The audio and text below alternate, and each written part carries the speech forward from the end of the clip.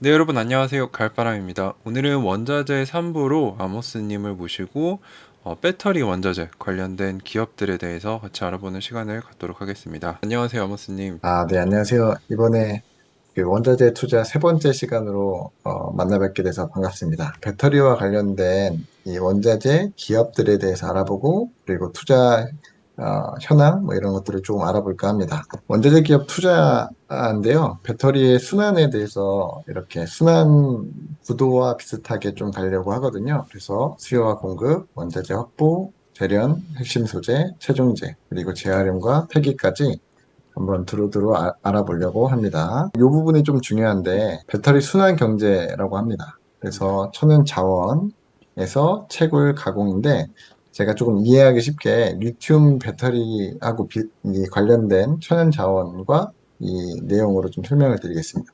천연 자원으로 리튬이 있습니다. 근데 리튬이 천연 자원에 있을 때부터 리튬이 아니라 리튬염이라고 하는 걸로 불리는데 음, 이 리튬염을 채굴하고요. 그리고 이 황산을 이용해서 가공을 합니다. 음, 가공을 하면 이렇게 쭉 제조를 하는데 제조하기 전에 재련의 시간을 한번 더 갖거든요. 재련은 황산 리튬에서 탄산 리튬과 수산화 리튬으로 이렇게 또 공정을 한번 거칩니다. 음, 그 공정을 거친 후에 그 다음에 배터리 제조를 들어가거든요. 이제 여기서 배터리 제조는 우리가 흔히 말하는 배터리를 말합니다. 차에 들어가는 배터리가 될 수도 있고 네네. 또 이제 뭐 건전지나 노트북 이런 데 들어가는 배터리로 제조를 합니다. 그래서 배터리가 제조가 되면 사용을 하겠죠. 네. 하고 배터리 수명이 종료되면 폐배터리를 재활용하는 업체에 맡길 수 있는데요. 이렇게 맡기거나 폐배터리를 재활용하는 기업에 맡기거나 폐기를 하게 됩니다. 음, 폐기하는 거는 그냥 버린다고 생각하시면 되고, 폐배터리를 재활용하는데, 재활용하는 방법이 두 가지 있습니다. 건습과, 그리고 습식. 건습은 녹이는 거고요. 네네. 녹여서 이제 폐배터리에서 나오는 이 리튬이나 이런 건전지 배터리하고 관련된 것들을 모으고, 습식은 약물을 사용합니다. 이 음, 약물을 넣어서 이 필요한 이 원자재를 다시 만들고요. 그래서 배터리를 제조합니다. 음, 음, 음. 그리고 나서 또 사용을 하겠죠. 요런 구조로 오늘 좀 알아볼 거고요. 제가 늘 강조하는 거긴 한데, 수요와 공급 차원에서 한 번 더 알아보려고 합니다. 자, 요게 공급 물량이고요. 현재 공급 물량이고, 여기 있는 게 신규로 이제, 개발될 거다 하는 거고요. 여기 파란색 선이 이제 재활용하는 배터리를 말합니다. 그리고 이 위에 있는 게 수요를 말합니다. 이게 여기 있는 탄산 리튬, 수산화 리튬 네, 말씀하신 거죠? 리튬입니다, 리튬. 아, 네네. 네, 리튬이고요. 여기 있는 게 이제 공급인데, 음, 이 위에가 수요입니다. 그래서 음, 공급이 수요를 따라가지 못할 때가 온다.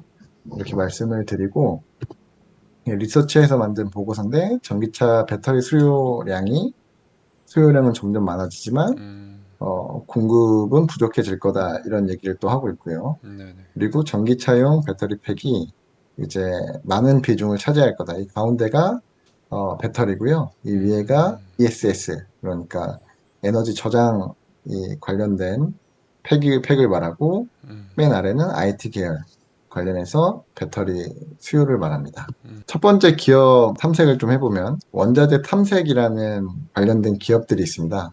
대표적으로 코발트 메탈이 있는데, 코발트 메탈은 AI를 이용해서 광물 탐사를 하는 조금 유니크한 회사여서 한번 음, 알아봤고요.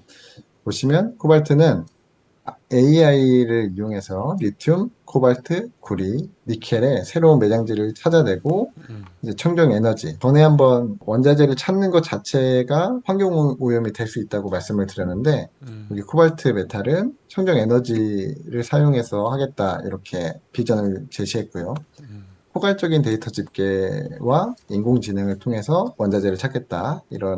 이랬습니다. 보시면 AI로 더 빠르게 광물 찾기가 기사에 떴고요.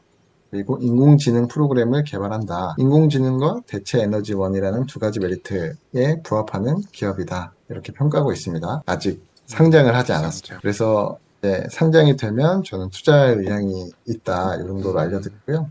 그리고 직원이 134명이고 또 한 가지 말씀드리면 이 코발트 메탈이라는 회사에 지금 빌 게이츠가 많은 투자액으로 투자하고 있다고 들었습니다. 원자재 탐색에 또 다른 게 있는데 앵글로 아메리카라는 이 회사인데 네네.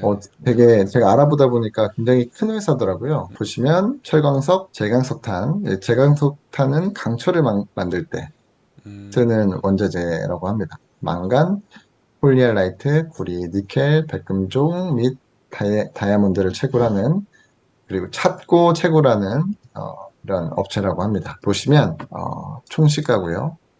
그리고 주당 순이익 낮죠. 근데 배당. 배당금이 생각보다 높이 있습니다. 음, 음, 그리고 직원을 보면 10만 명이에요. 음, 어마어마한 숫자이죠, 직원이. 그리고 시장은 영국에 있고요. 손익계산서도 한번 보면 2020년까지는 고만고만하게 가다가 음. 2021년, 22년도에 점프했군요. 성장하고 순이익도 올라가는 것들을 볼 음, 수 있습니다. 그만큼 수요가 더 많이 증가하고 있다는 걸 반증하는 것이겠죠. 탐색을 이제 알아봤으면 이제 원자재 확보, 생산을 한번 알아보도록 하겠습니다. 이 배터리에서 중요한 건 세 가지 원자재인데 리튬, 니켈, 코발트 이 세 가지 원자재가 중요합니다. 이 원자재 확보의 방안으로 크게 두 가지가 존재하는데 첫 번째 직접 채굴하는 방법이 있고 두 번째 간접 채굴하는 방법이 있습니다. 첫 번째 직접 채굴은 광산이나 염호. 그러니까 염호가 왜 나왔냐면 리튬이 소금물이에요. 연모가 소금 호수라는 뜻이에요? 맞습니다, 맞습니다. 그래서 어, 리튬이 소금으로 소금염이라고도 하는데 그 소금 호수 밑에 리튬염이 이렇게 깔려 있다고 합니다. 음, 음, 그거를 직접 채굴하는 방법으로 이제 리튬이 있고요. 그리고 간접 채굴은 구리나 그리고 니켈 같은 걸 공정하다 보면 코발트가 나온답니다. 이렇게 구리하고 니켈을 공정하다 보니까 그 부산물로 나오는 이 원자재 중에 하나가 코발트인데 이런 식으로 간접 채굴을 한다고 음, 합니다. 그래서 코발트가 저희 그 배터리에서 가장 중요하게 확보해야 되는 것 중에 하나인데 이렇게 타 공정 부산물로도 나오니까 좋은 원자재라고 할 수 있겠죠. 중요한 이 간접 채굴이라고 할 수 있습니다. 그래서 이제 전통 광산 기업 중에 하나가 BHP 그룹인데 여기서는 철광석, 구리, 니켈, 칼륨, 그리고 야금석탄. 이 야금석탄은 강철을 만들 때 사용한다고 말씀드렸죠. 그래서 네. 이렇게 필수 원자재를 생산한다. 매출은 이 정도고 총시가는 이 정도입니다. 그리고 주당 수익은 이 정도. 아까보다는 높죠. 그리고 배당금도 아까보다 높습니다. 5.9. 그리고 이제 직원은 한 5만 명 정도 있고요. 이제 시장은 호주 기업입니다. 손익계산서가 총 매출이 그만고만한데 2021년을 기점으로 상승했고 손이익도 증가하고 있는 것을 볼 수 있어요. 자, 다음으로 리튬 생산 기업입니다. 알버말이라는 회사고요. 그래서 네네. 뭐 이것저것 하는데 핵심은 브롬 및 리튬을 전문으로 하는 회사다. 리튬 생산하는 기업이다. 이렇게 생각하시면 편하고요. 보시면 여기도 이제 총시가 어, 이 지금까지 봤던 것보다는 좀 적죠. 매출도 네. 적고 근데 주당 수익은 높은 편이고 배당금은 낮은 편입니다. 배당금이 있다는 거 알아두시고요. 그리고 직원은 한 7,400명, 시장은 미국 시장입니다. 그리고 여기도 2021년까지는 고만고만하다 하는데 2022년에 갑자기 흥행을 하게 됐어요. 그리고 저도 여기까지 알아보고, 왜 2022년도에 갑자기 다른 기업들도 그렇고 이렇게 상승했을까? 이걸 좀 알아봤는데, 네네. 원인은 리튬 가격에 있었습니다. 이게 갑자기 리튬 가격이 상승하면서 리튬을 파는 이 업체에서 똑같은 리튬을 팔아도 그 몇 배의 이 이익을 창출할 수 있었던 거라고 추측합니다. 알버말도 이제 갑자기 총 매출이 늘어나고 순이익이 늘어난 이유는 더 팔았을 수도 있지만 가격이 올라갔기 때문에 이런 순이익과 총 매출이 늘어났다고 볼 수 있습니다. 네. 알보말에 이제 파는 건데 구리, 절강성, 니켈, 야금석탄, 칼륨 등을 팔고요. 이런 나라들 여기서 지금 작업하고 있고 호주에 굉장히 많이 몰려 있어요. 여기 세 개, 네 개, 여기 두 개 이렇게 몰려 있고 북아메리카, 남미 이렇게 몰려 있는 걸 알 수 있었습니다. 코발트하고 니켈을 같이 생산하는 기업이 있었습니다. 글렌코어라는 회사인데 다각화된 천연 자원 회사 중에 하나다 이렇게 생각하시면 되고요. 어, 여기는 글렌코어는 좀 특이했던 게 니켈 채굴의 부산물로 코발트를 추출하고 가공하고 있고 그리고 우리 채굴을 하지만 그 부산물로 또 코발트가 나오는 걸 알 수 있었습니다. 그리고 세계에서 가장 순수한 니켈을 생산한다고 하고요. 그 밖에 원자재들을 다룹니다. 여기도 이제 보시면 크게 네 가지 기업 활동을 하는데 에너지로는 석탄과 기름을 다루고요. 금속 광물은 구리, 코발트, 니켈, 아연, 납, 합금철, 그리고 기타 광물들을 다룬다고 합니다. 여기도 한번 보시죠. 총 시가는 이 정도고요. 매출도 어느 정도 나오고 주당 수익이 굉장히 낮습니다. 근데 배당을 보면 9% 정도예요. 손익계산서를 보면 매출은 이렇게 쭉 늘어나고 20년도에는 왜 줄었는지 모르지만 줄었다가 21년도, 22년도에 또 올라가고 있습니다. 그래서 지금까지 쭉 봤던 손익계산서를 보시면 다 우상향하고 있다는 것들을 알 수 있습니다. 순이익이 낮은 이유는 배당이 그만큼 높기 때문에 순이익이 낮다. 근데 그럼에도 2021년, 2022년도에는 올라갔다.